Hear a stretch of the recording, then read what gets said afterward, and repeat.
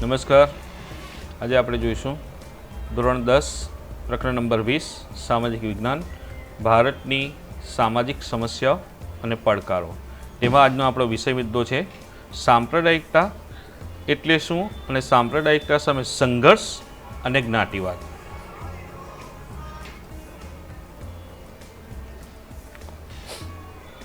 આપણે જાણીએ છીએ વિદ્યાર્થી મિત્રો કે ભારત એક વિશાળ વસ્તી ધરાવતો અને વિશ્વની સૌથી મોટી લોકશાહી ધરાવતો દેશ છે.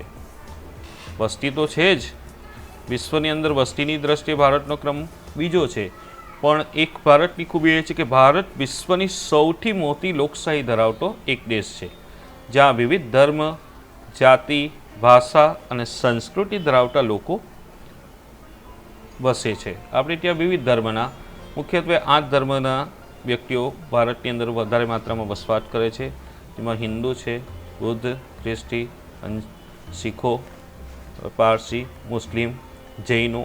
આ વિવિધ ધર્મ અને ભાષા સંસ્કૃતિ ધરાવતા આપણા દેશની અંદરની વાત કરીએ તો આ બધા ધર્મો દ્વારા ભારતની અંદર એક સમન્વયકારી અને સર્વધર્મ સંભાવની ભાવના ધરાવતી સંસ્કૃતિનું નિર્માણ થયું છે અને એ જ ભારતની વિશેષતા છે.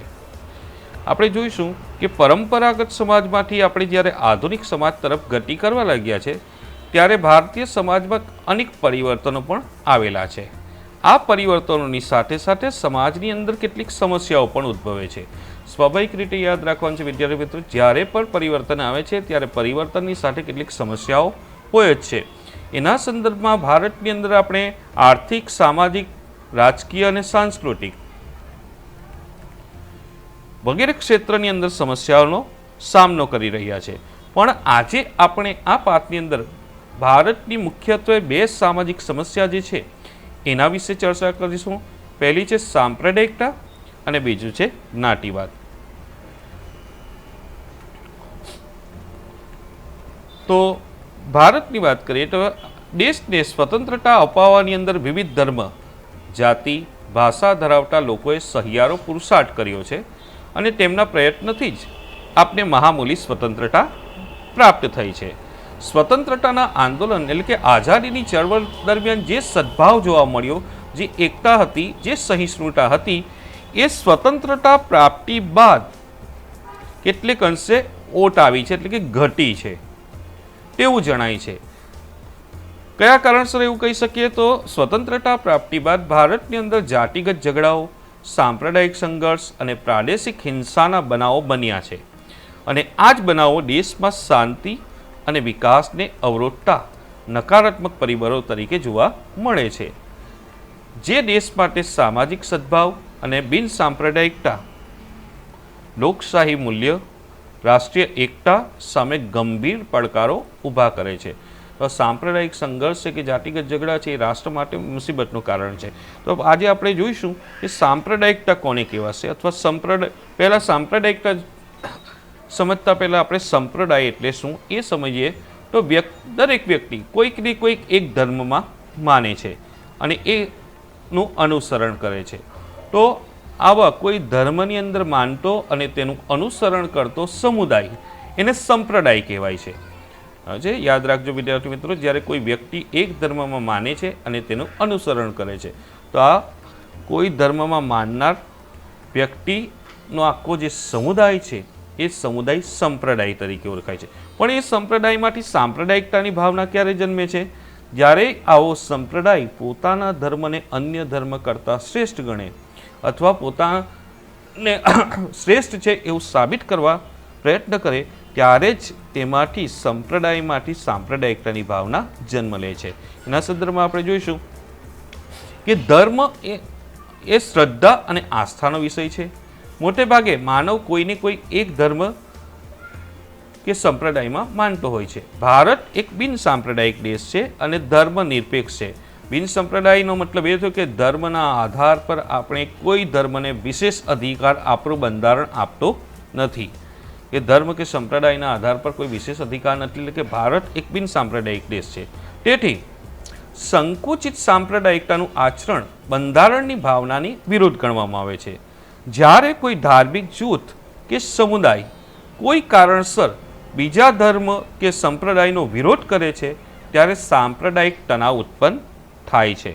જ્યારે એક સમુદાય બીજા સમુદાયનો વિરોધ કરે કે એક સંપ્રદાય બીજા સંપ્રદાયનો વિરોધ કરવા લાગે છે ત્યારે એમાંથી સાંપ્રદાયિક તણાવ એટલે કે ધર્મ આધારિત ઝઘડાઓ શરૂ થાય છે અથવા સંઘર્ષોના બનાવો બને છે. યાદ રાખવાનું છે કે કોઈ પણ ધર્મ કે સંપ્રદાયના સભ્ય અન્ય ધર્મની તુલનામાં પોતાના ધર્મને કે સંપ્રદાયને શ્રેષ્ઠ માનવાનો કે દર્શાવવાનો પ્રયાસ કરે અને પોતાના ધાર્મિક હિતને વધુ મહત્વ આપે ત્યારે તે નાગરિક વ્યક્તિને વ્યક્તિગત તરીકે નહીં પરંતુ સંપ્રદાયની રીતે જોઈએ છે. આવી વિચારધારા સમાજને વિભાજન તરફ લઈ જાય છે. એટલે કે એક વ્યક્તિને આપણે જ્યારે કોઈ વ્યક્તિને વ્યક્તિગત ઓળખને સ્થાને એના ધર્મના આધારે જોઈએ છે ત્યારે આપણે સાંપ્રદાયિકતાની ભાવનાનો ભોગ બન્યા છે એવું કહી શકીએ. એટલે કે આપણે ત્યાં જોઈએ કોઈ પણ વ્યક્તિને આપણે ધર્મના આધારિત ઓળખ આપીએ છીએ એ જે યોગ્ય નથી અને આ જ વિચારધારા દેશની વિભાજન તરફ લઈ જશે.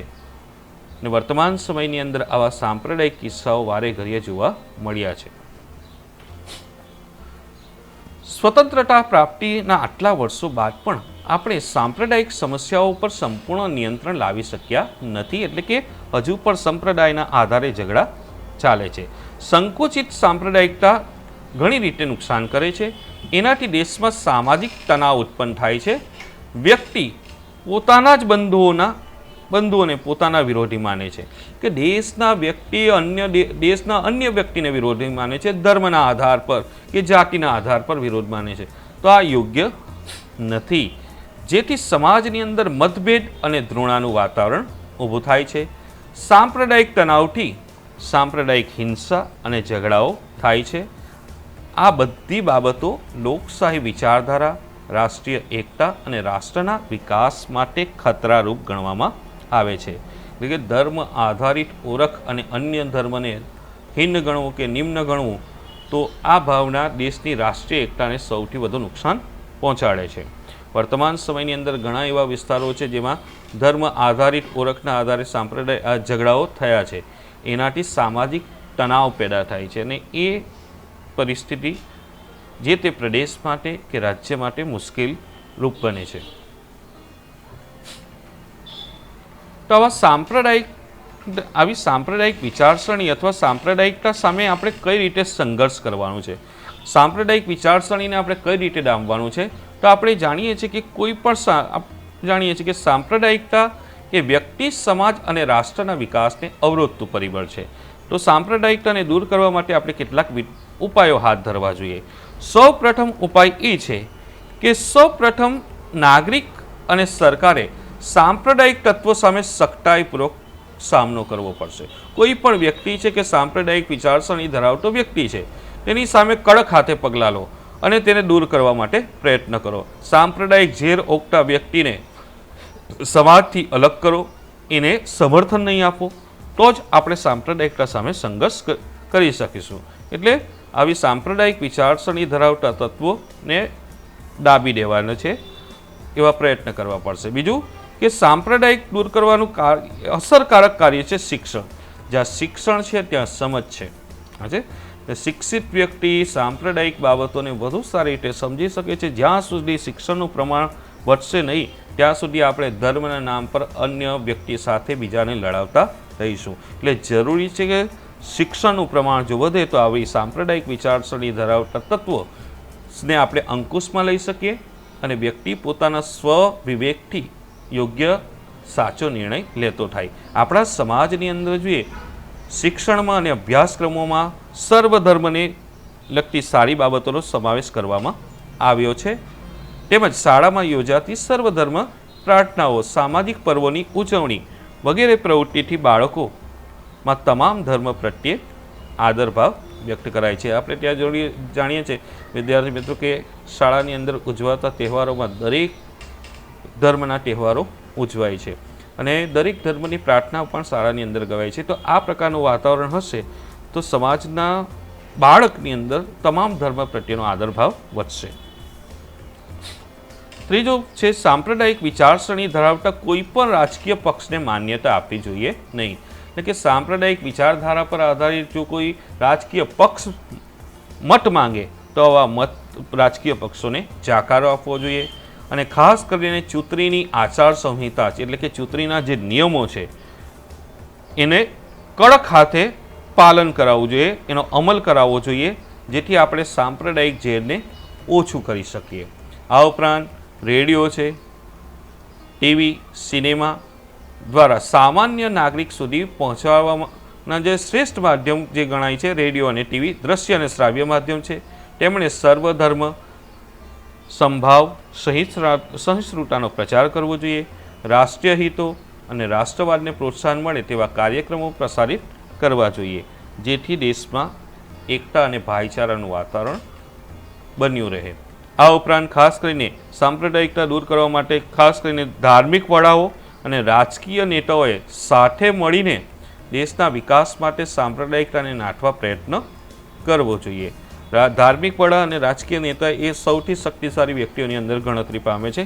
આવા વ્યક્તિ જો સાંપ્રદાયિક વિચારસરણીને ડામવા માટે પહેલ કરશે તો સાંપ્રદાયિકતાની ભાવનાને આપણે કાબૂમાં લઈ શકશું. તો આગળનો પોઈન્ટ છે કે સાંપ્રદાયિકતા દૂર થાય એ માટે યુવાનોએ આગળ આવવું જોઈએ.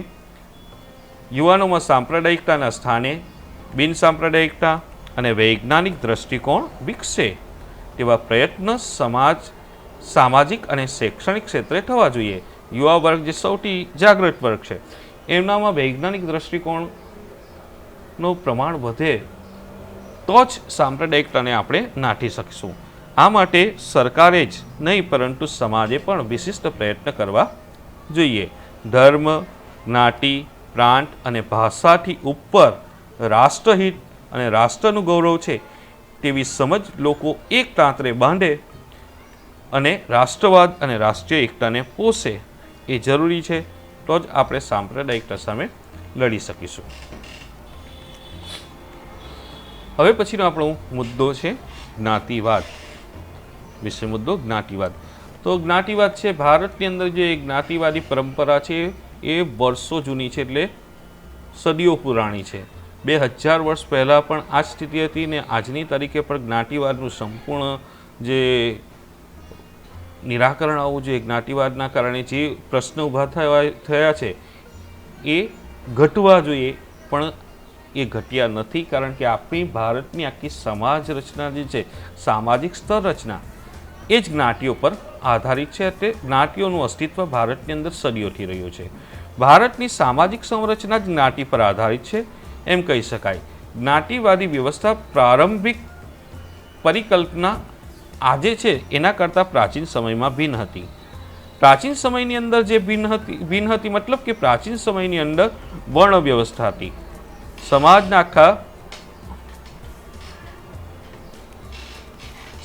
આખા 4 વર્ણોની અંદર વિભાજિત કરી દેવામાં આવ્યા હતા. એ 4 બ્રાહ્મણ, ક્ષત્રિય, વૈશ્ય અને ક્ષુદ્ર. આ સમાજની જરૂરિયાતની પૂર્તિ માટે અને શ્રમ વિભાજનના પાયા રૂપ કાર્ય આધારિત જ્ઞાતિઓ પ્રાચીન સમયની અંદર હતી. પ્રારંભિક પરિકલ્પના મુજબ 4 વ્યવસાયો પર આધારિત વર્ણ વ્યવસ્થા હતી: બ્રાહ્મણ, ક્ષત્રિય, વૈશ્ય અને ક્ષુદ્ર. આ બધી જ્ઞાતિ આધારિત નિવાસ વ્યવસ્થા હતી અને વ્યવસાયો હતા. વ્યવસાયના આધારે આવકના સ્ત્રોત રહેતા. સમાજમાં આવક જૂથના આધારે કેટલીક જ્ઞાતિઓની આવક ઓછી મેળવતી હોવાથી સમાજની અન્ય જ્ઞાતિ સમૂહની તુલનામાં એમની આર્થિક સ્થિતિ નબળી રહી હતી. વિદ્યાર્થી મિત્રો યાદ રાખે, પ્રાચીન સમયની જે વર્ણ વ્યવસ્થા હતી એ વર્ણ વ્યવસ્થાની અંદર કાર્ય વિભાજન એ રીતે બ્રાહ્મણનું કાર્ય હતું પૂજાપાઠ અને શિક્ષણનું કાર્ય હતું. ક્ષત્રિયનું કાર્ય હતું શાસન અને રાજ્ય વ્યવસ્થા સંભાળવી. વૈશ્યનું કાર્ય હતું વેપાર અને કૃષિ પ્રવૃત્તિ કરવી, જ્યારે ક્ષુદ્રનું કામ હતું સમાજના હલકા કાર્ય કરવાના. તો આ રીતે કાર્ય વિભાજનના કારણે અલગ અલગ પ્રકારના કાર્ય વિભાજનના કારણે કેટલીક જે ક્ષુદ્ર વર્ગ છે ખાસ કરીને એની આવક ખૂબ ઓછી રહી હતી અને એ જ્ઞાતિ સમૂહની આર્થિક સ્થિતિ નબળી રહી હતી. ભારતમાં અંગ્રેજોના શાસન પહેલાંના સમયમાં કેટલીક જ્ઞાતિઓ અન્ય સમૂહથી દૂર અને સહેલાઈથી પહોંચી ન શકાય એવા દુર્ગમ પહાડી અને જંગલ વિસ્તારોની અંદર વસવાટ કરતી હતી. આ જાતિઓનું સામાજિક જીવન અને સાંસ્કૃતિક જીવન સમાજના અન્ય વર્ગ એટલે કે પ્રજા સમૂહથી અલગ હતું. તો આવી જ્ઞાતિઓ મોટે ભાગે અનુસૂચિત જનજાતિ જે છે અને આદિવાસીઓ જે છે સમાજના મુખ્ય પ્રવાહથી અલાયદું એમનો વસવાટ કરતા હતા. એમની અલગ પ્રકારની બોલી હતી, અલગ પ્રકારની સંસ્કૃતિ હતી અને સમાજના અન્ય પ્રવાહથી અલગ હતી, એટલે એઓ સમાજના અન્ય વર્ગની તુલનાએ પછાત રહી ગયા. તે જાતિઓના લોકો પેઢી દર પેઢી અલગ વસવાટ અને એકાકી જીવનના કારણે વિકાસ સાધી શક્યા નહીં. પરિણામે તેમની આર્થિક અને સામાજિક સ્થિતિ નબળી રહી છે.